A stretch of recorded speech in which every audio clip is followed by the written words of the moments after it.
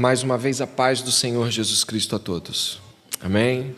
É muito bom vê-los, é muito bom estar com os irmãos. É melhor ainda saber que o Espírito Santo está aqui nessa igreja, de que o Senhor Jesus Cristo ressuscitou dos mortos, de que a igreja está a salvo no Senhor, preservada pelo Senhor e que vai subir triunfante naquele último dia. Isso é uma alegria indizível. Portanto, nesta manhã, que o seu coração esteja alegre e bem disposto para ouvir a palavra de Deus. E eu gostaria que você, antes de tomar a mesa junto com os irmãos, em nome de Jesus, você pudesse estar refletindo comigo na primeira epístola do apóstolo João, por favor, a primeira de João.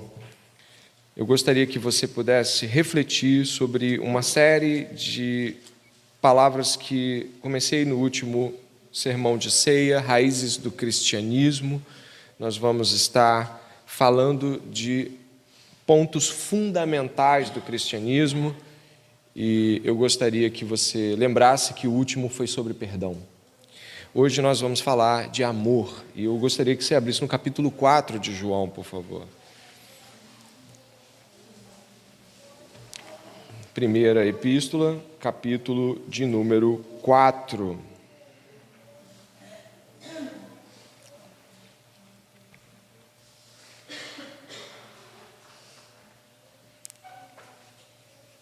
Amém?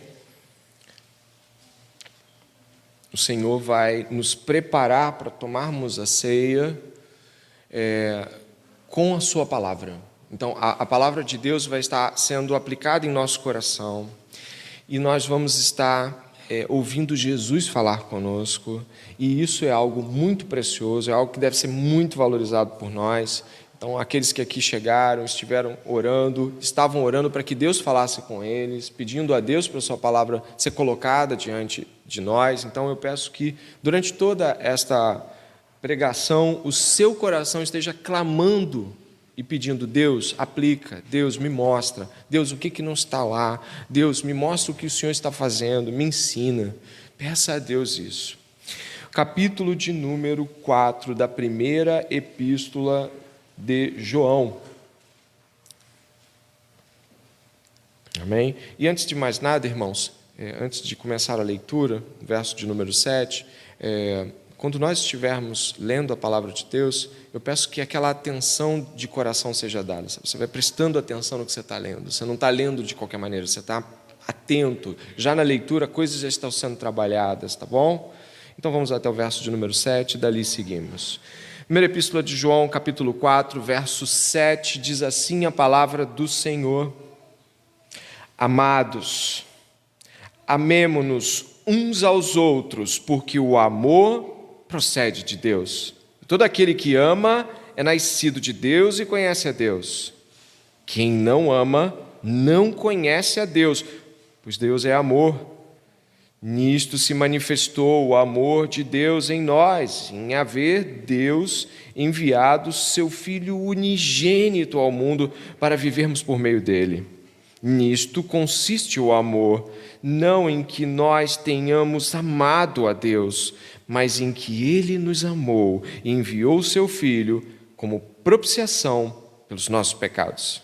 Amados, se Cristo nos amou de tal maneira, nós também devemos amar uns aos outros. Nunca ninguém viu a Deus. Se amarmos uns aos outros, Deus permanece em nós e seu amor é em nós aperfeiçoado. Nisto conhecemos que permanecemos nele e que ele permanece em nós, pelo fato de nos ter dado do seu Espírito. E nós temos visto e damos testemunho de que o Pai enviou o seu Filho como Salvador do mundo. Aquele que confessar que Jesus é o Filho de Deus, Deus permanece nele e ele permanece em Deus. E nós conhecemos o amor e cremos neste amor que Deus tem por nós. Deus é amor.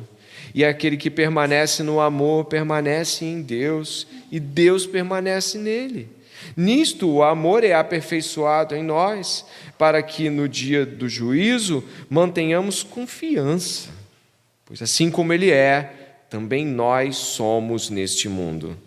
No amor não existe medo, Pelo contrário, o perfeito amor lança fora o medo, porque o medo envolve castigo, e quem teme não é aperfeiçoado no amor. Nós amamos porque Ele nos amou primeiro. Se alguém disser, eu amo a Deus, mas odiar o seu irmão, isso é mentiroso. Pois quem não ama o seu irmão, a quem vê, não pode amar a Deus, a quem não vê. E o mandamento que dele temos é este: quem ama a Deus, que ame também o seu irmão. Ore comigo neste momento, por favor. Pai, estamos todos já cientes que a Tua palavra já foi lida e, portanto, ela já está diante de nós, a palavra de Deus. Pedimos nesta manhã que ao longo de todas as falas que forem ditas sobre este grande tema, nosso coração esteja apegado a estas palavras. Nós estejamos nos lançando em Cristo, Seu Filho. Ah, Pai, Paizinho, nesta manhã o Teu povo está sedento da Tua palavra, pedindo a Deus que fale e renove seus corações, Pai. Nós precisamos de Ti, Senhor, como cantamos, precisamos de Ti. Penetra profundamente em nossas angústias, nas trevas mais profundas que porventura ainda habitem. Traz a luz, traz a vitória que Cristo, há momentos e falas e frases que nos perturbam. Renova-nos. E antes de tomarmos a ceia, Deus, já na Tua palavra, o Teu povo esteja celebrando a vitória da palavra de Deus em seus corações também. Em nome de Jesus, amém.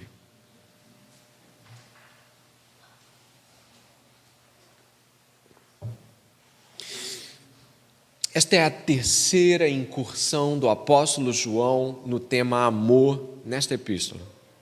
A primeira acontece do capítulo 2, versos 7 ao 11, onde ele fala que o povo de Deus ama e isso é prova de verdadeira comunhão.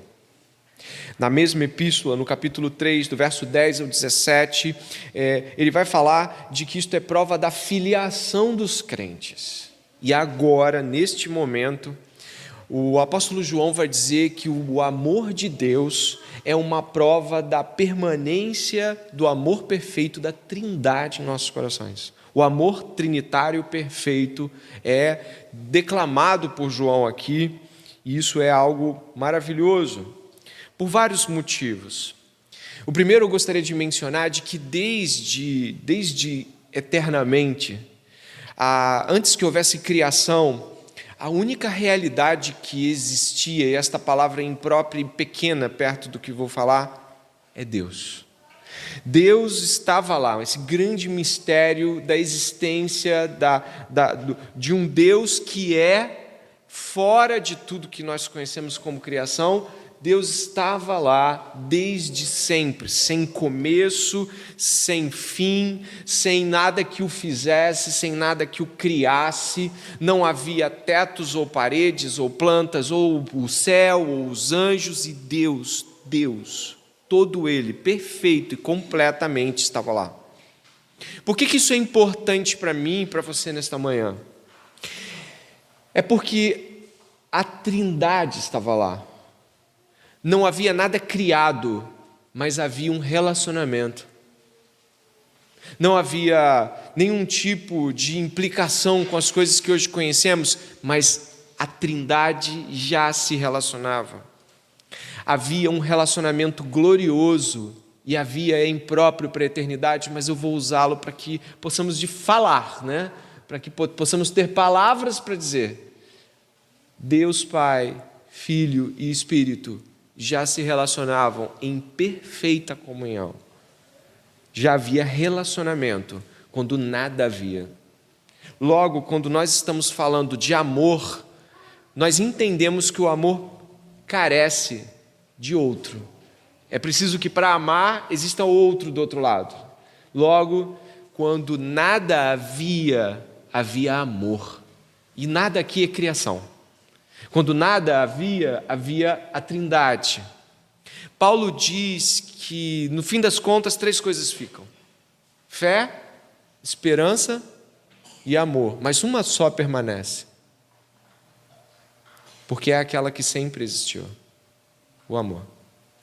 Deus é amor, a Trindade é amor, e esse texto sobre o amor é um texto eterno, é um texto que sai do tempo, vai para fora do tempo, entra no tempo de volta, fala com os homens e carrega os homens para fora novamente, para a Trindade. Isso é grande demais para a gente. Deus não era uma mente solitária, consciente.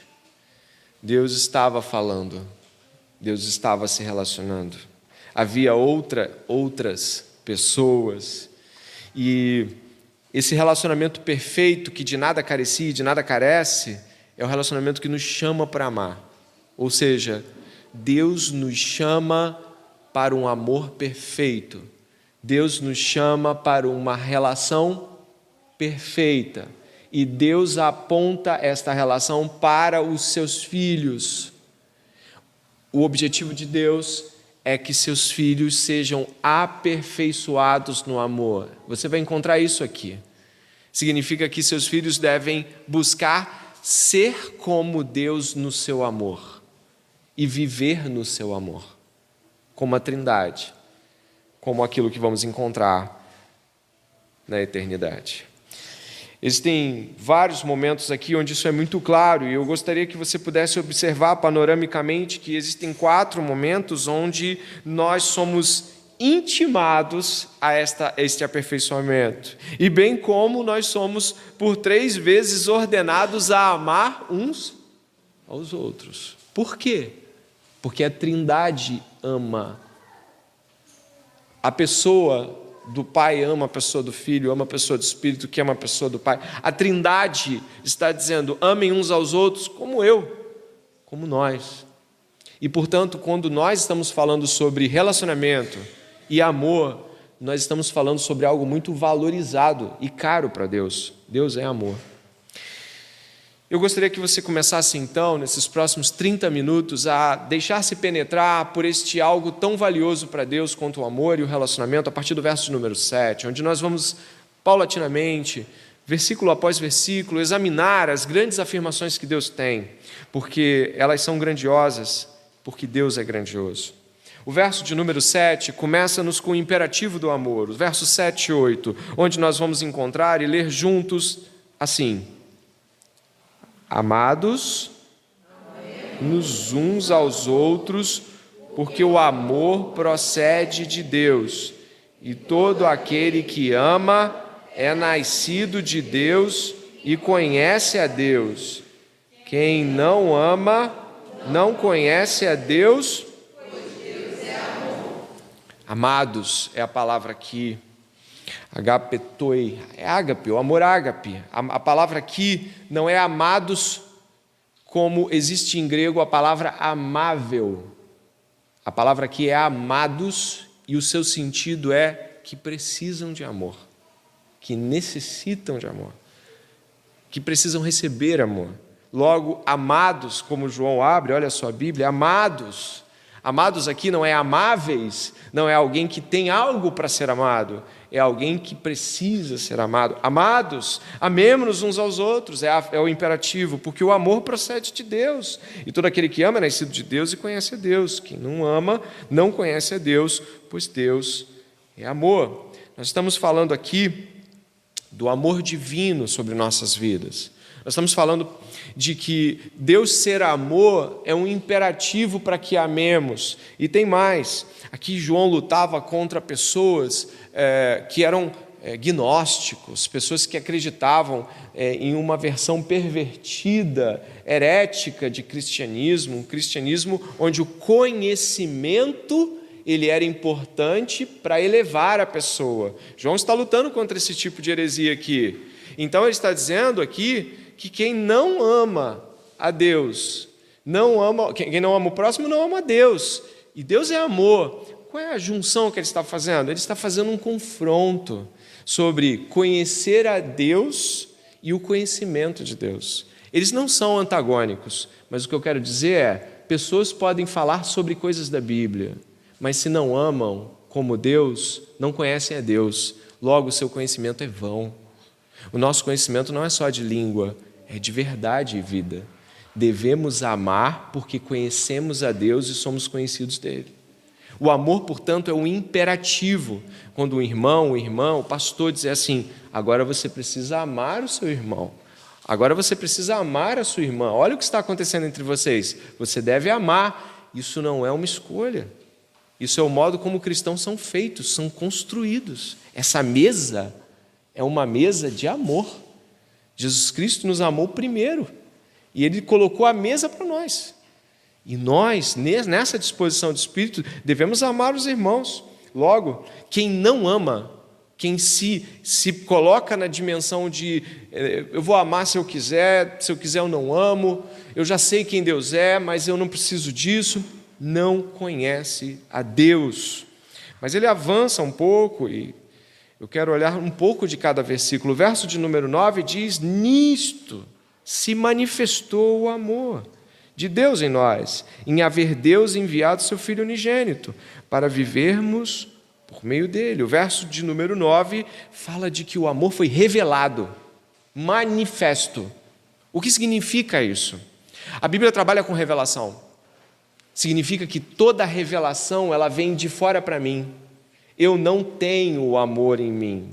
Eu não sei quem é o amor. Eu não sei nada sobre o amor, porque o amor foi revelado a mim. Logo, quando Deus revela o seu amor, isso significa que eu preciso aprender esse amor. Eu preciso entender de fato esse amor. Eu preciso imitar esse amor. Ele não vem inato. A gente não ama como Deus, porque a gente precisa ser nascido de Deus para amar. Logo, ao refletir sobre essas coisas, repare aqui o verso de número 9, diz que o amor se manifesta da seguinte maneira, em haver Deus enviado seu Filho unigênito ao mundo, para vivermos por meio dele. Viver por meio de Cristo. Essa expressão é muito profunda. Cristo é o ambiente de cada cristão, me apropriando aqui da fala de um teólogo. Cristo é o ambiente. Quando você pensa em viver em algo, você pensa estar cercado disso. Você pensa olhar para os lados e tudo que você vê lembra isso, aponta para isso. Quando você está no seu ambiente de trabalho e você quer lembrar das coisas que você deve fazer, você pendura coisas. Quando você não quer esquecer de algo, você gira ao redor do seu quarto as fotos das pessoas que você ama. Sabe, um ambiente, ele é formado pelas memórias e os valores e as importâncias daquilo que você não pode esquecer. Viver em Deus é viver aqui dentro e colocar ao meu redor e olhar ao meu redor as lembranças que Deus nos pede para ter, as esperanças que Deus nos pede para ter, as verdades que Ele nos pede para colocar diante dos nossos olhos todo dia. Viver em Deus, ter Deus como o ambiente de nossas vidas, precisa ser uma imersão em Deus. Precisa estar ao redor de tudo e falar, Deus vai ter que estar aqui também, eu preciso não deixar de lembrar dele aqui, eu preciso colocá-lo aqui, eu preciso botar versículos, eu preciso ouvir a palavra de Deus indo para o trabalho, eu quero viver nele, eu preciso me apropriar de suas promessas, viver a partir delas, me cercar delas. Logo, eu considero aqui que quando Cristo se manifesta a nós através do seu Filho unigênito, quando Deus se manifesta dando o seu Filho unigênito e nos intima a viver nele, nós precisamos considerar que isso é total. E vamos mais além. O verso de número 10 diz, nisto consiste o amor. Repare, ele vai dizer o que é o amor. Muitos querem saber o que é o amor. Ele vai dizer o que é o amor aqui, ó. Não em que nós tenhamos amado a Deus, mas em que Ele nos amou e enviou o seu Filho como propiciação pelos nossos pecados. Tem uma música do Lulu Santos que fala, a gente vive junto, a gente se dá bem, e no final do verso ele diz assim, consideramos justa toda forma de amor. Já ouviu essa música? Ela não deve ser cantada por nenhum cristão. ela não deve ser pronunciada por você. Isso é uma mentira. Não consideramos justa toda forma de amor, consideramos justa a forma de amor que a Bíblia revela. A forma de amor onde Deus entregou o seu Filho como propiciação pelos nossos pecados. Não podemos cantar o amor errado, não podemos mencionar o amor errado em nossos lábios. Nós estamos aqui nesta manhã porque Deus deu o seu Filho em propiciação. Algumas pessoas têm dificuldade de entender a palavra propiciação ou mesmo de compreendê-la em sua realidade. A propiciação é o desvio da ira de Deus. Deus está irado contra toda a maldade humana.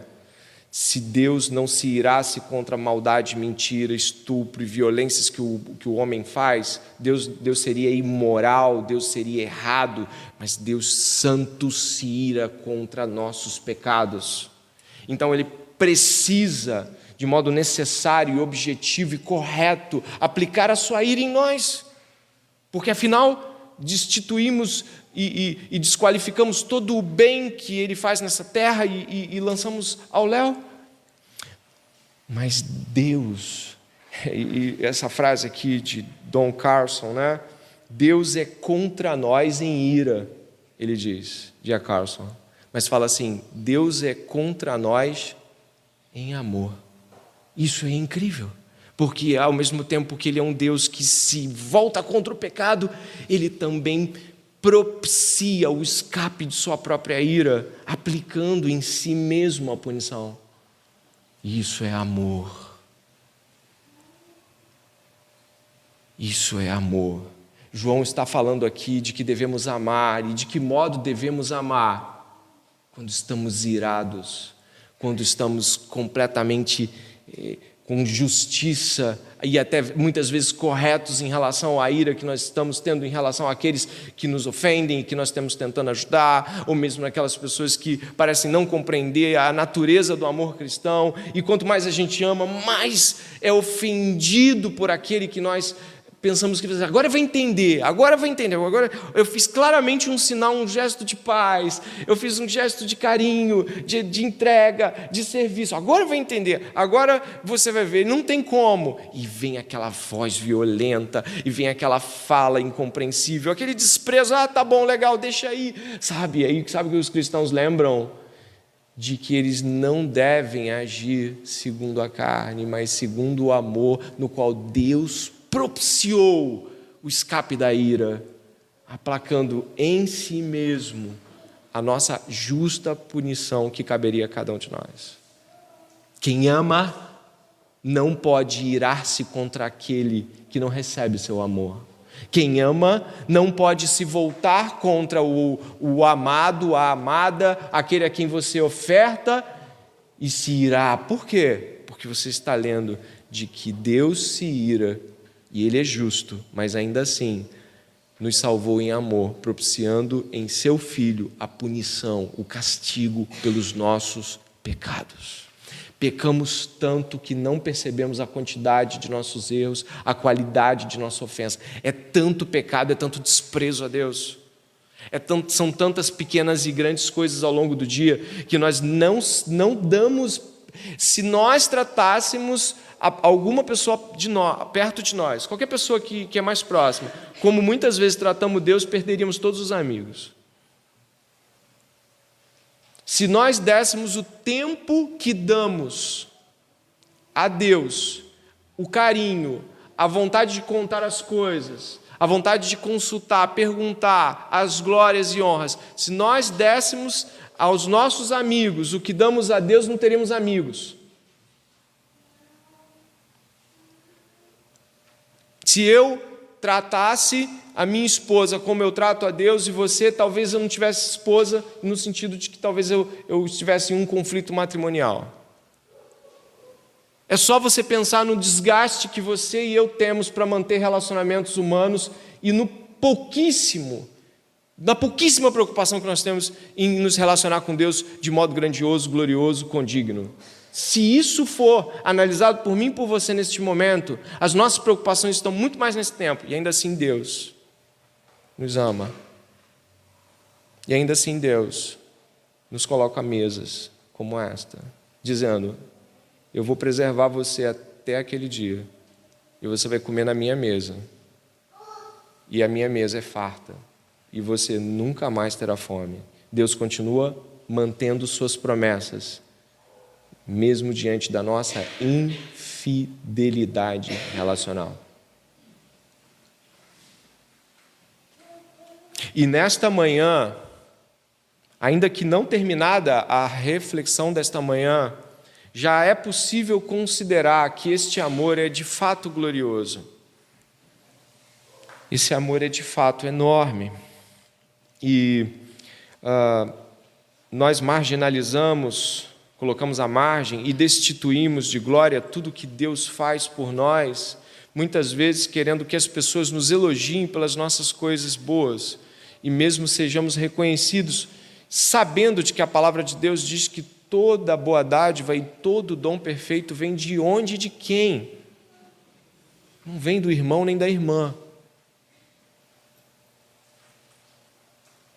Nossas frustrações interrelacionais refletem como nossa relação com Deus é baixíssima, pequena e muito, muito destituída do que deveria ser.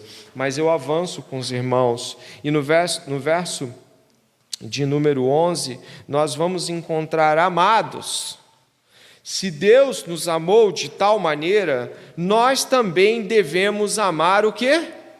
Segundo o imperativo de amor aos outros. Devemos amar as pessoas, devemos amar os irmãos, do tal modo como Deus nos ama. Amar apesar da infidelidade, apesar da incompreensão, apesar do desprezo, apesar da pouca ou quase nenhuma resposta, apesar, mas o que nós fazemos não é isso, é sempre pensar em como gostaríamos de ser tratados. E isso é covardia para quem ouve esta palavra nessa manhã. É covarde, cada um de nós é covarde se tentar fugir desta grande afirmação. Deus nos ama de tal forma que nos ordena a amar os outros.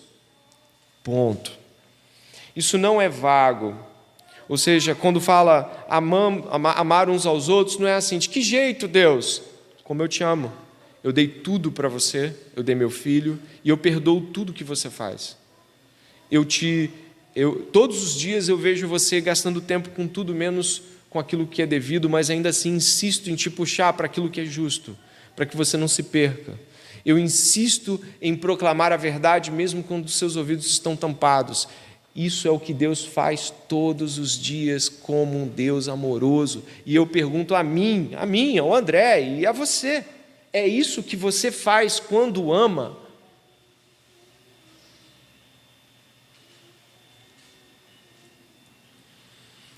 Os versos de número 12 e 13 avançam na profundidade do que nós estamos falando. Nunca ninguém viu Deus. Se amarmos uns aos outros, Deus permanece em nós, e o seu amor é em nós aperfeiçoado. Nisto conhecemos que permanecemos nele e que ele permanece em nós, pelo fato de nos ter dado do seu Espírito. A palavra permanecer, também usada em João capítulo 15, tem como relativo objetivo à língua grega morar, habitar. Deus habita. Isso significa que o verso 12 diz de que, apesar de ninguém ter nunca visto Deus, se amarmos uns aos outros, Deus permanece em nós. Permanece porque ele já estava. O que significa isso? Deus não espera que nós amemos para começar a obra em nós. Deus se estabelece em nós. A resposta: amamos os outros. Deus habita em nós, e a resposta disso é de que nós amamos os outros. Significa que nós não estamos aqui vendo um Deus fazer uma prova. Se você amar, eu entro na sua vida. Se você fizer isso, eu vou ser bom com você. Isso já é diretamente oposto ao amor. O amor é: primeiro eu oferto, segundo eu oferto, terceiro eu oferto. E isso é difícil, ainda mais se você e eu estivermos acostumados com a troca. Ainda mais se você e eu estivermos acostumados o tempo todo em sermos beneficiados. Ainda mais se o que nós estivermos buscando é ser feliz. Porque o amor e ser feliz não conjugam nunca de uma mesma frase na Bíblia. O amor e a alegria, eles não encontram paralelos bíblicos na mesma dimensão de frases. Entende como isso é grave? É porque amar é custoso. Amar é muito custoso. Há jovens que querem se casar e falam: eu quero me casar por amor a Deus, em primeiro lugar. Mas quando você pensar em amor, por favor, cuidado, o que você está dizendo é extremamente poderoso e grandioso. E diz que Deus permanece em nós. É isso que está escrito no verso 13. Quando nisto conhecemos que permanecemos nele e ele permanece em nós, pelo fato de nos ter dado do seu Espírito. Deus deu do seu Espírito. A expressão em grego aponta para algo como deu de si mesmo. Ou seja, quando ouvimos que Deus deu o seu Espírito, em Romanos nós vamos entender que o amor de Deus é derramado pelo Espírito. Deus deu do seu Espírito. Deus não deu de algo fora de si, Ele deu de si. Agora, por favor, perceba o amor de Deus. Deus deu do seu Espírito. Deus deu o seu Filho. Deus se dá no amor. No amor, Deus não está trazendo coisas para te mostrar que te ama. Olha, eu vou te dar uma casa. Olha, eu vou te dar um carro, vou te dar um casamento, vou te dar saúde. Não é essa a proposta do amor de Deus. A proposta do amor de Deus é: eu dou de mim, eu dou o meu Filho, eu dou o meu Espírito. E isso precisa ficar claro na resposta que damos a esse amor. Porque no amor nós damos a nós mesmos. Nós damos tudo de nós mesmos. Por isso, em Deuteronômio capítulo 6, o ouve Israel ama. A questão é: ama o Senhor teu Deus, de todo o teu coração, de toda a tua alma, com toda a tua força. Ama teu próximo como tu ama a ti mesmo. Olha, a questão do amor proclamada nesses versos, estamos indo para o final, deve ser por mim e por você considerado nessa manhã algo muito, muito, muito importante de ser examinado. A mesa do Senhor sempre foi uma mesa de exame também. Paulo nos aponta para esse exame. Examine, não coma impropriamente, indevidamente, examine. Olha o que você está ouvindo de Deus. Você crê em Jesus? Também creio. Você crê no Espírito Santo? Glória a Deus. Você crê que o Pai está abençoando esta reunião? Amém. Mas se você crê nisso tudo, você crê que Deus está falando com você sobre amor. Ele está ajustando o seu amor. Ele está ajustando o meu amor. E Ele está dizendo: coisas precisam mudar para que você me valorize. Coisas precisam mudar. E seguimos. O verso vai se seguir em seguida, o verso seguinte, ele vai falar sobre, verso 16, e nós conhecemos o amor, e cremos neste amor que Deus tem por nós. Esta frase é muito bonita, porque ela vai dizer que nós conhecemos o amor e cremos nesse amor. A gente crê que Deus nos ama. Não existe essa de crente dizer: ninguém me ama. Você tem o maior dos amores, você tem Deus. O amor supremo está sobre a tua vida. Não existe solidão para o cristão, não existe desamparo final. Isso são ilusões mentirosas da sua e da minha mente. Você é amado completamente. Deus deu tudo o que Ele é para você e para mim. Mas aí vai dizer o verso 17 e 18, um grande alerta. Um grande alerta. Dê uma olhada nisso, por favor. Claro, o 16b, né, diz: Deus é amor e aquele que permanece no amor permanece em Deus e Deus permanece nele. Isso é trinitário. Isso é a interpenetração da Trindade, é a pericorese da Trindade chamando-nos para esta dança trinitária, para este envolvimento relacional permanente. 17. Nisto o amor é, você sabe aí, né? O que está escrito? Em grego, tornado perfeito, tornado propriamente completo, amadurecido. Qual é o amadurecimento do crente em relação ao amor? Deus me ama. É a frase que você viu antes. Eu moro em Deus, Deus mora em mim, Deus me ama, Deus me deu seu Filho, Deus me deu do seu Espírito, eu sou amado, ponto. Estou sendo aperfeiçoado pelo senso completo de amor. E mais, nisto o amor é aperfeiçoado em nós, para que no dia do juízo mantenhamos confiança. Pois assim como Ele é, também nós somos nesse mundo. No amor não existe medo. Pelo contrário, o perfeito amor lança fora o medo, porque o medo envolve castigo, e quem teme não é aperfeiçoado no amor. Ele começa aqui, o João começa a falar sobre o medo daquele dia, onde todos nós compareceremos diante do tribunal de Cristo. Há um medo para algumas pessoas. O que será de mim? Se Deus abrir os livros, não sobra nada. Eu sou um pecador, eu sou uma pecadora. E aí o irmão, a irmã fica como? E aí esse primeiro grande medo está sendo arrancado dos cristãos. Não tenha medo. O amor de Deus permanece em você naquele grande dia. Mas ele avança. Ele vai dizer aqui, e o modo como está flexionado o texto, aqui no verso 18, no amor não existe medo. Ou seja, na língua original, eu fiz questão de buscar os significados mais densos ali, não existe medo algum. Não existe medo. O medo, e é claro, eu não estou falando do medo do cachorro, os medos de caramba, passou um carro aqui, não é isso. É o medo existencial, é o medo do futuro, é o medo de se Deus vai fazer, se as coisas vão estar lá, se este medo reflete alguém que não está entendendo aperfeiçoadamente o amor, não está amando direito, não está recebendo propriamente, de modo correto, na sua mente, no seu coração, o amor de Deus, está falhando em compreendê-lo. Então tem medos, e esses medos refletem de que o amor não está no lugar. No amor de Deus não há medo. Não há medo. Estamos caminhando para o fim. Verso 19 e 20 vão estar trazendo aspectos importantes sobre esse ponto do amor. Nós amamos porque Ele nos amou primeiro. Se alguém disser, amo a Deus, mas odiar o seu irmão, esse é mentiroso. Pois quem não ama o seu irmão, a quem vê, não pode amar a Deus, a quem não vê. E o mandamento que dele temos é este: quem ama a Deus, que ame também o seu irmão. Eu gostaria que você pudesse abrir em João, agora o Evangelho, e pudesse ir comigo até o capítulo 13. Dê uma olhada, por favor.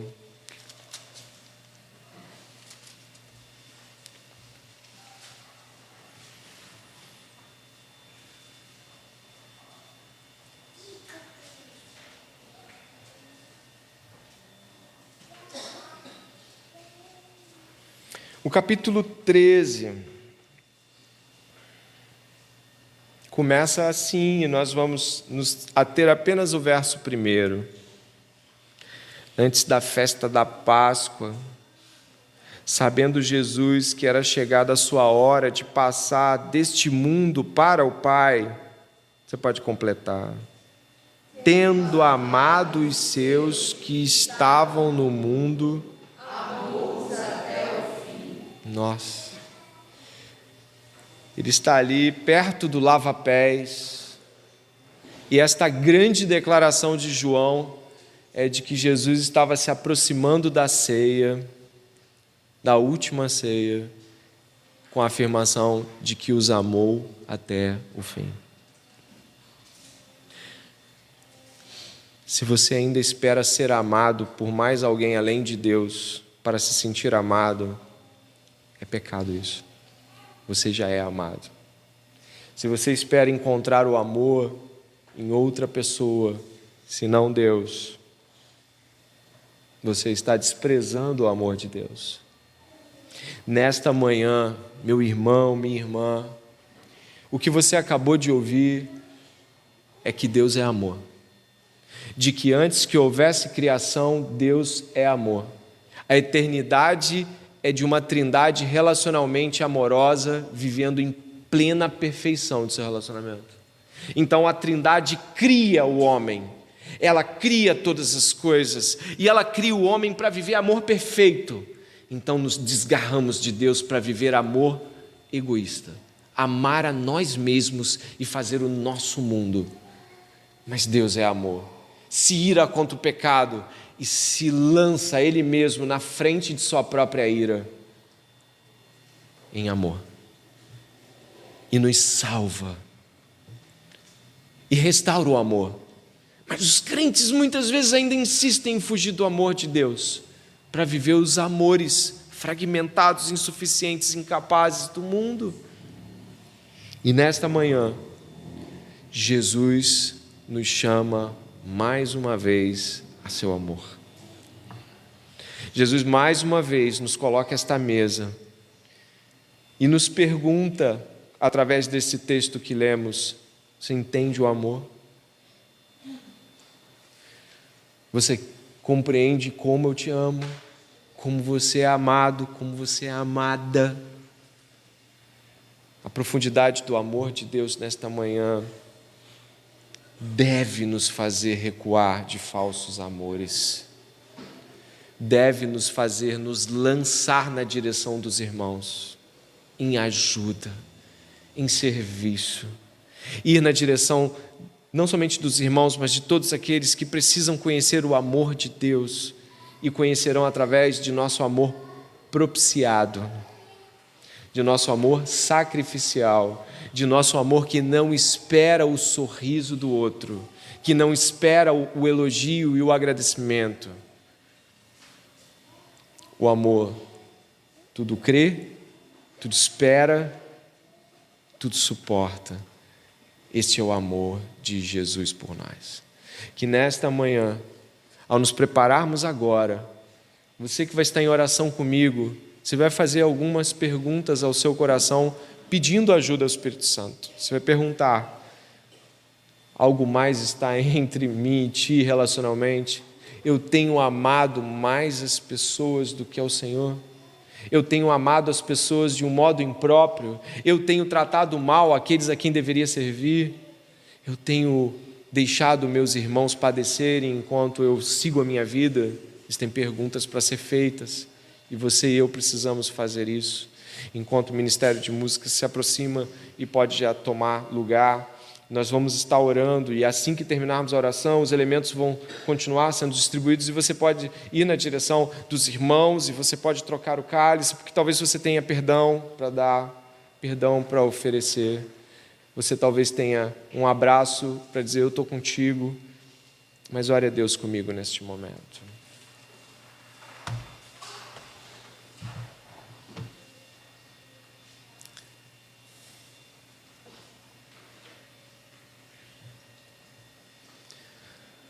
Senhor,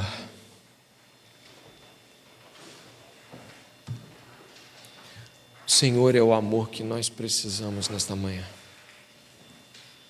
Do Senhor procede o amor que nós carecemos nesta manhã. Homens e mulheres aqui marcados, feridos, desacreditados. Então ouvem falar do amor de Deus mais uma vez, Pai. E este amor inunda o coração. Mas, Pai, existem perguntas que precisamos fazer nesta manhã. Temos nos dedicado ao amor que tem por nós? Temos conversado com o Senhor com avidez e desejado estar em Tua presença, Deus? Pai, são perguntas que nós te fazemos nesta manhã. Eu faço por mim, eles por eles também. Cada um está perguntando: Deus, eu tenho amado de todo o coração. Eu tenho me entregado a Deus, ou tenho ficado à mercê de meus sentimentos? Senhor, eu te pergunto em nome de Jesus, as coisas estão erradas? É o amor ao dinheiro? É o amor ao trabalho? É o amor ao quê? O que está fora, Deus? Coloca do lugar, Deus. Te peço esta manhã, tem misericórdia de mim, pastor André, tem misericórdia da congregação que aqui se reúne em nome de Jesus. Tem misericórdia porque nós desviamos o curso do amor e aí ele se torna marginal e ofensivo a Ti. Deus, nesta manhã, pergunto a Ti, Pai, tenho amado de modo a propiciar, ao invés de me irar. Tenho amado, ao invés de fazer a minha vontade, fazer aquilo que meu irmão precisa, minha irmã precisa, Deus.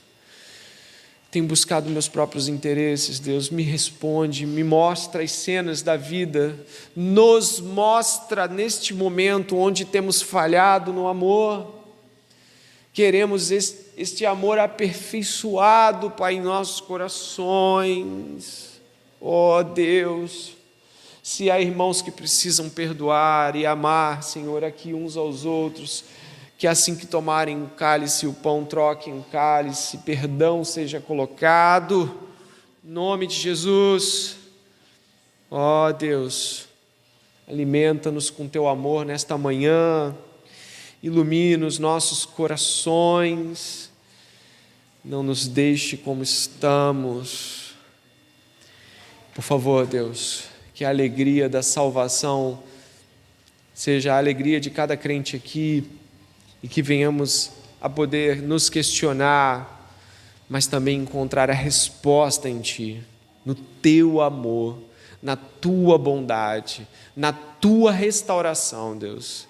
Restaura-nos nesta manhã, e enquanto estivermos com os elementos, Senhor, prestes a tomar do pão e do vinho, que já haja restauração, Pai, em nome de Jesus. Amém e amém.